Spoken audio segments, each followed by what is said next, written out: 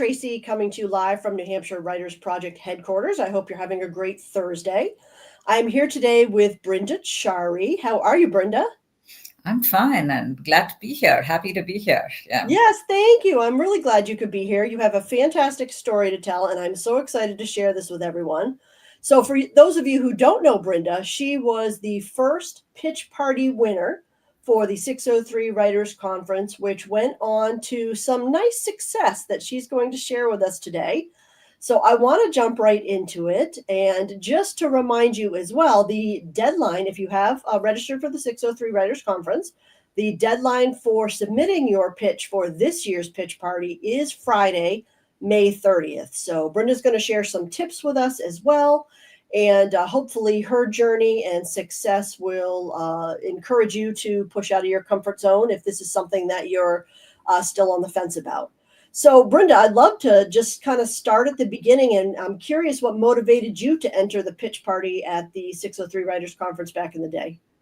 Well, I mean, I'd never written a pitch before to begin with, and this was my very first time. I'd read about pitches, but I'd never really written or shared a pitch. And I had a book, I had a manuscript, and I said, this is a good chance to get some practice and to share with people who know more about it than I do, and to get their feedback, if nothing else. And that's really what I was looking for. And I thought that would prepare me eventually to send the pitch out to agents. And so that's why I decided it was really for practice and the feedback. And I think both are valuable, very valuable and important for first-time pitch writers. Yeah.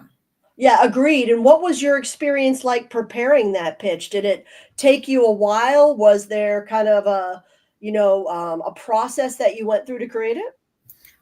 It did take me a while, but it is a strange beast in a way, a pitch, right? It's not like we're all writing pitches all the time. So I had to familiarize myself a little bit. I did some reading online, familiarize a little bit with what is required of a pitch. And so I went with that. I mean, what I gathered and what I would advise people is get to the heart of it. There's no beating around the bush with a pitch. Your agent is going to read the first paragraph and either continue reading or not. And so I would say, get to the heart of it. This is my book. This is what it is about. And this is what makes it interesting. And so once I got that, I think then it was fairly, I don't think one needs to agonize too much for those of people who might be watching or listening right now and a little bit hesitant. It's not like you're writing a book, when you're writing a pitch, and but it is a challenge and it's fun, and I got it done in a few days, I should say. Yeah, that makes sense. And I think a lot of people, they worry about it and they internalize it and they make it bigger than it needs to be. But you're right, it's not like writing a book. And if you know your book really well, then writing the pitch with a few tips and resources like you found when you went out there to do some research can help kind of guide you on putting this information together. So I think that makes a lot of sense. So you're there, you're at the conference, and there's a whole process. We have someone who reads the stories or the pitches, and then we have a panel, obviously, that offers feedback. So you went through that whole process, and then you found out that you were the winner. Do you remember how you felt in that moment? Oh, I was excited. And for me, I think it was a tremendous validation because writing a novel it's a lonely journey. It's a lonely process. And it was really the first time I was sharing anything about the novel with any kind of audience. And so it was a tremendous validation when the judges expressed the fact that they found the book unique and interesting and unusual. And that encouraged me tremendously. And I think that was what I was most valuable about the process and the winning. Yeah, both. But I think even without winning, I think the process was valuable, simply the feedback one gets. And I think simply the experience of sharing, what you've kept to yourself for months, sometimes years as you're writing the book, and now you're putting it out there.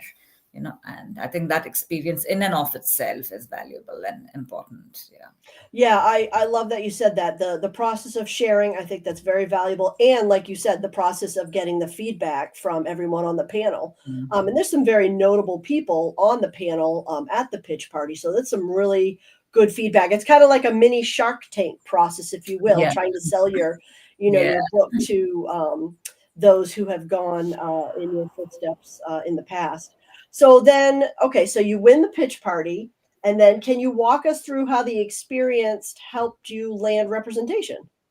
Yeah, because I think it was really the encouragement. Because one is so, I mean, I did have faith in my project. I mean, not to sound boastful, but I knew it. I had a good project. But I think winning the pitch party in some ways reinforced that, and it validated that for me. And it was also really another thing that I really was very valuable. I thought is a lot of people who were at my year, the pitch party was over Zoom because I think that was the COVID year, Ah, and but a number of people who were attending, they reached out to me after I won the pitch party, some of the other attendees, and they said, it's so interesting, and they were very encouraging. And one or two of them said, if you want, I can talk to my agent. So all of those things were, I think they really propelled me forward. And what I did is, in fact, not even a week, I would say, after winning that pitch party, I started sending my work out to agents, and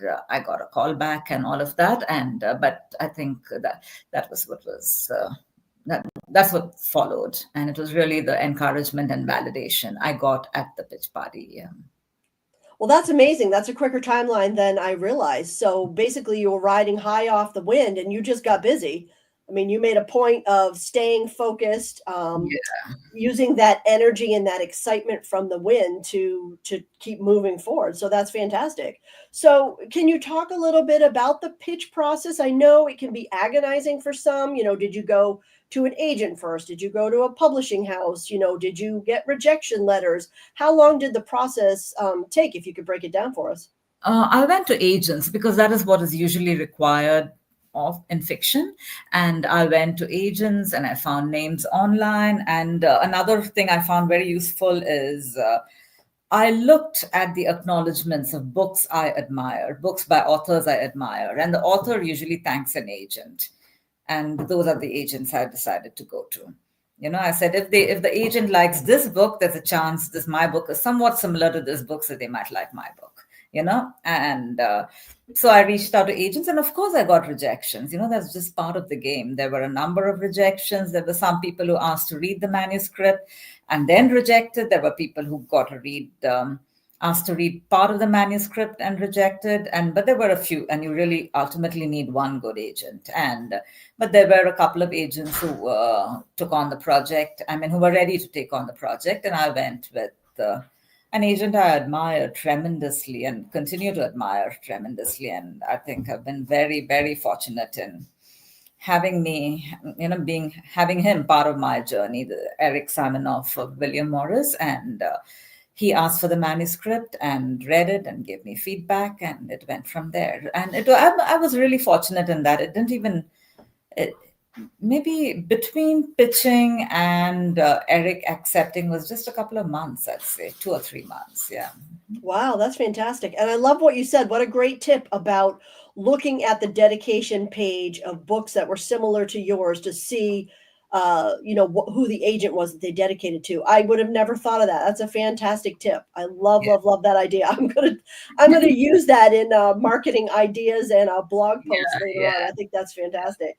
And I love the fact too that you didn't let the rejection letters get you down. You persevered. You used that energy, that drive to keep moving forward. Because you're right, it's part of the business. You're going to get rejection letters, and in many instances, you're going to learn more from your failures than your success. So use that to drive you forward to get to that whatever you determine as your success. I think the important thing is.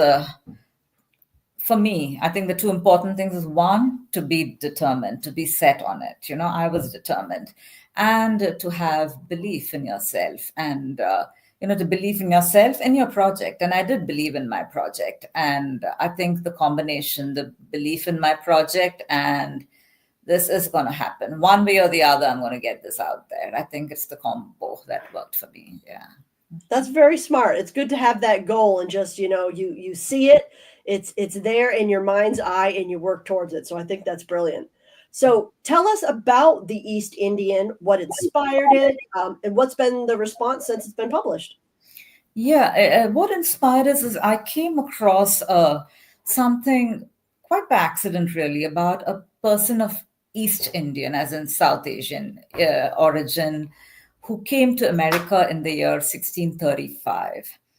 And the thing is, a lot of people think of Indians as more recent immigrants to the United States. And it is true, Indians, for the most part, are more recent immigrants. And I'm not challenging that. But the fact is, there was someone here in 1635, just about 15, 20 years after the English arrived in Virginia. He came to Virginia and as an indentured servant. And I was completely shocked by that piece of information. So I did more research and I tried to think about, I got the sense of how he might have come here and what are the historical circumstances that might have even brought him here. Very little is known about him, really, apart from the fact his name and the fact that he was a servant and who brought him here, the English gentleman who brought him here, and he was in Virginia.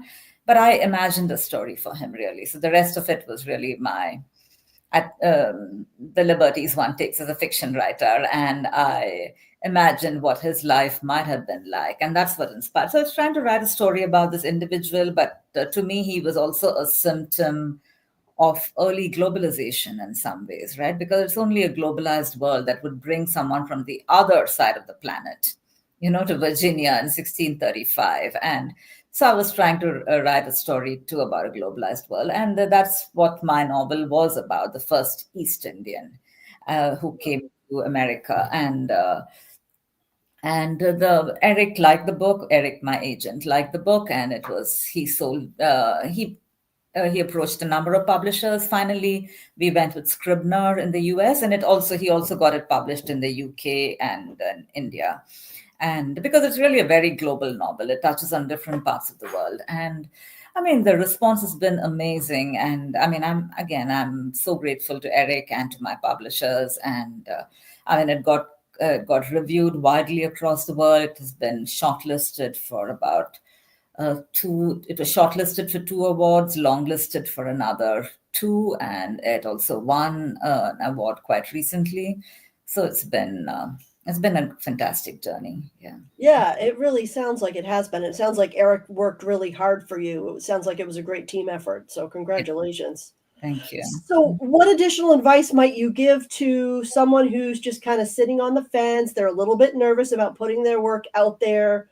Any other advice you might give them to just kind of push them out of their comfort zone? What I would say is precisely stepping out of one's comfort zone is the important first step, one can take. And because a novel is a process of sharing something that's very intimate, very personal with the world. And the pitch is the first step, really. And what I would say, at the very least, there is nothing to lose. At the very least, there's nothing to lose. But there is a lot. I do believe there's a lot to gain. Even if you do not win the pitch party, I think the feedback you're going to get from the judges, and also simply just standing there and having that pitch read out and answering questions about it is going to tell you, even if you're not at the stage where you want to send the book out in 2 weeks like I was, even then it's going to clarify a lot of things for you about the book and what is good about it and what might require. Because I've noticed the questions the judges ask often will provoke the writer to go back and rework parts of their book, saying, hey, this is really, I understand there are certain things that need some more work. So I think even if you're not going to want to rush off and send your pitch out to editors, agents right away, I think it's going to help you to really think about your project. And if necessary, go back and tweak and rework the project. Yeah. Yeah, very good point. Very helpful in that way. Yeah, thank you for sharing those additional tips. So before I let you go, regarding the 603 Writers Conference, why do you think opportunities like this conference are important for emerging and experienced writers? I think partly because, again, I do think writing is something one does alone, and it is not like we're sharing at every step of, at least I wasn't. But I think conferences like this are a way of getting out and talking about your work and getting to know there are other people, many other people who are also on the same journey. I think that makes a big difference. And you meet a lot of interesting people. If you're lucky, you get to know them and you can establish some kind of contact with them. But I think simply, even without all that, just going out there, I think, and talking about your work and hearing others talk about their work, I think is important. And it gives you a sense that you're not completely alone when you're doing this. I agree. There are so many wonderful networking opportunities and some amazing collaborations that I've heard about from writers who have met at this conference for the first time that I just love hearing these success stories. So, Brinda, what can we expect from you next? This was a 2-book deal, right, with Scribner? When's the second book expected out? Next year, I think, yeah, in 2026, or is it 27? But yeah, in the next year, I think, roughly about 1 year from now. Does that one already have a title, or? It does. It's called Hocus Pocus, yeah, because And so it's a continuation of the story, or? Not really. It's about, it's set in the Boston a few hundred years later, in the 1800s, actually. Yeah. Very exciting. Well, again, congratulations, and thank you so much for taking time to speak with me today. If you want to learn more about Brinda, go to brindacharry.com so that you can learn all about her success. And also, if you are interested in registering for the 603 Writers Conference happening on June 14th, you can find information at our website. And again, reminder that Friday, May 30th is the deadline for the pitch party. So if that's something you're interested in, get your details to us. All the information is on the website. So thank you again, Brinda. Wonderful talking with you. I wish you lots of success, and I hope you have a great day. And thank you, everyone, for listening, and enjoy your day as well. Bye-bye. Bye-bye.